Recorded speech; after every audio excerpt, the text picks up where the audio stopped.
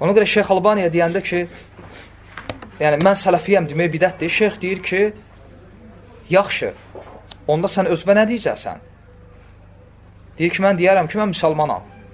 Deyir, subhanallah, bugün ümmətdə kimsə özünə deyir ki, mən müsəlman deyil, hə? Adi məsələdir bu.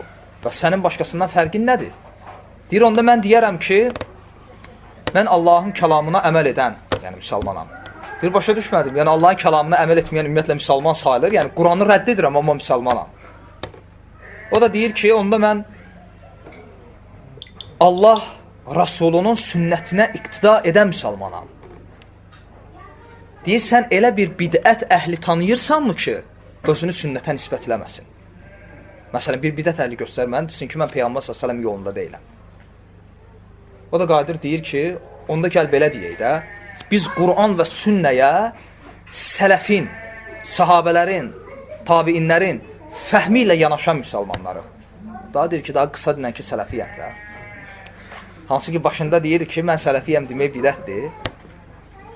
Bu bir nisbətdir, yəni. Və ona görə biz Quran və sünnəni götürürük, sələf necə götürüb elə. Bu qaydadır.